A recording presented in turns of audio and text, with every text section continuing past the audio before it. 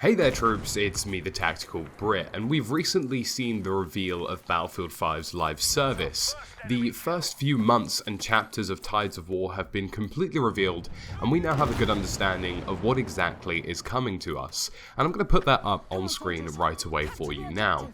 So, running from December till March, we have effectively a good understanding of the modes, things, and various other bits and pieces that will be fitting into Battlefield 5, and today I just wanted to discuss what's been announced. I want to talk about it because I feel as though some of the numbers we're seeing are a little bit controversial, and the live service in general is something people are concerned about. Me personally, as somebody who's seen the disaster class that was Star Wars Battlefront 2's live service, I can understand why people are skeptical, and I want to discuss what we've seen and really dive into the details about what's going to make this live service good and what we should genuinely be very concerned about. One thing I think that's worth mentioning to put the entire live service into a bit of context is that we have war stories and multiplayer coming at launch. It's a completely fully fledged game, and this is no different from any other Battlefield, Battlefield 3, Battlefield 4, etc, etc. I suppose you could argue maybe BF3 had the co-op, but beyond that, this is effectively the standard we would receive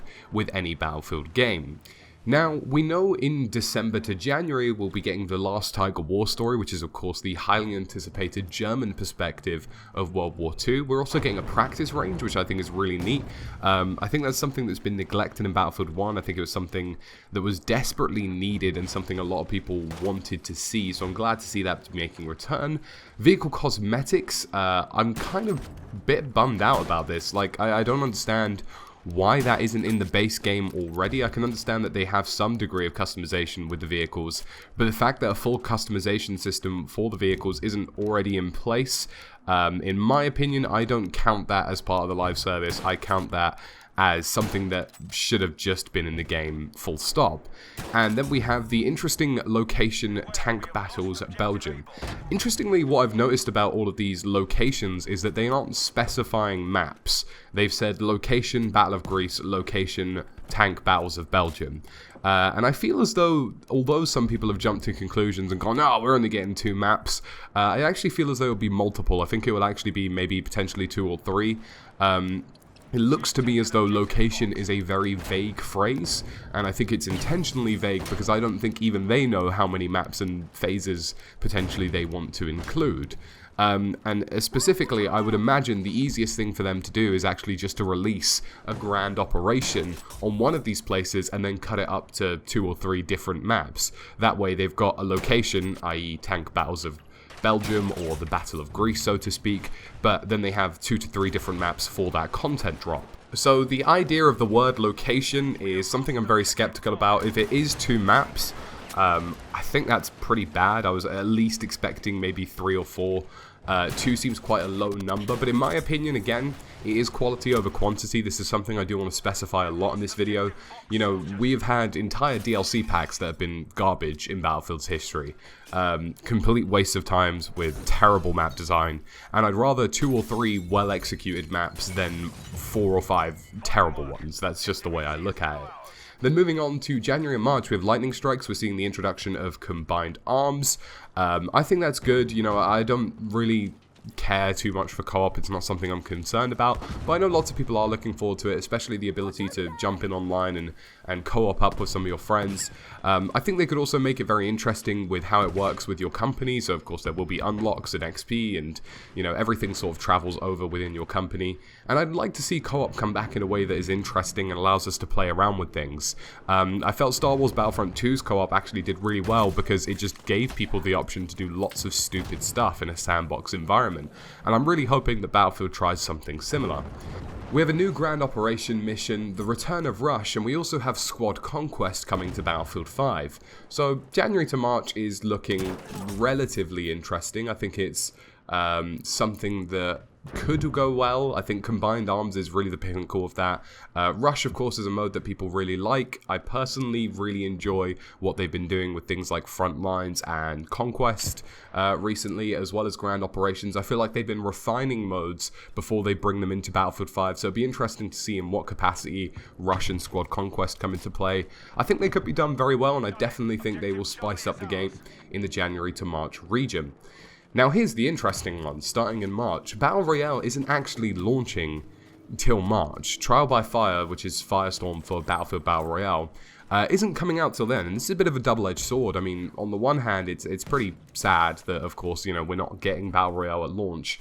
And I think this is something that's a running trend. I think most people thought that the delay until November meant that we were actually going to get co-op and Battle Royale, when in actuality, we're not. We're still waiting for those. So I think that's really disappointing. I think a lot of people were expecting these things to be in the game, and I can understand the frustration with that. And you know, again, I would much rather quality over quantity. I'd rather we had a really good Battle Royale version in March than a really crappy one in November, and that's totally fine. But when you've advertised a game so heavily on the basis of co-op and Battle Royale being involved in this hugely complete package of all these different things, to find out that most of them aren't even coming until March is pretty sad. And it says starting in March as well, with no specific time frame, so we only really have 3 different chapters, and we don't know how long the 3rd chapter is going to be, and it doesn't look like, so far, that there are any concrete plans beyond March, which is a little bit concerning. We have the location of well as Battle of Greece. Again, I feel as though this is going to be another thing where they just throw in a grand operation with multiple maps. Hopefully that is the case. We also have combined arms missions coming in, as well as a new multiplayer mode, which they have not specified. So, in my opinion, Tides of War is looking a bit disappointing. I'm personally pretty sad with the current state of affairs. Combined arms, I felt as though should have been in the game at launch. Battle Royale Firestorm, in my opinion, should have been in the game at launch. And although I appreciate the idea that we should have a much better quality version of these things at a later date, this game has been in development for 2 years now. And they've advertised heavily that these things are going to be in there. They even said, you know, Battle Royale at the reveal of the game. And to have that at the reveal of the game, and then have almost a sort of audacity to say, actually, it's in March, in my opinion, is really disappointing, and I think it's going to frustrate a lot of fans. I personally am not too bad with it. Like, I think it will revitalize the game in March, which I personally think is a great move. I also think we'll get a better finished product.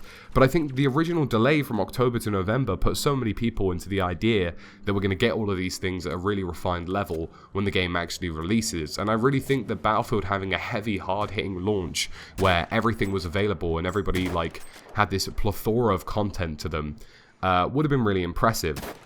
Now, by all means, at the bottom, there is something that's really cool.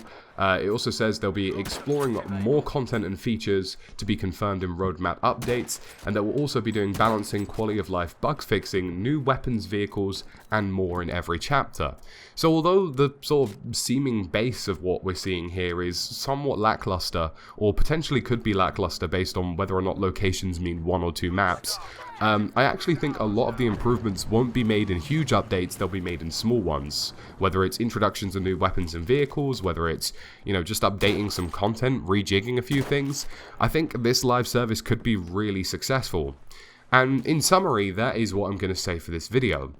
Tides of War is interesting. It's interesting because it's offering us a live service that we've never seen before in Battlefield that isn't going to charge us money.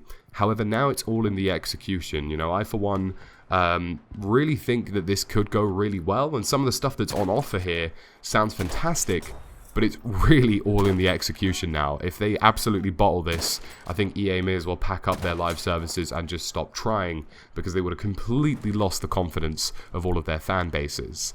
So troops, that's about it for me today. As always, thank you for watching, and I'll catch you again soon in another video.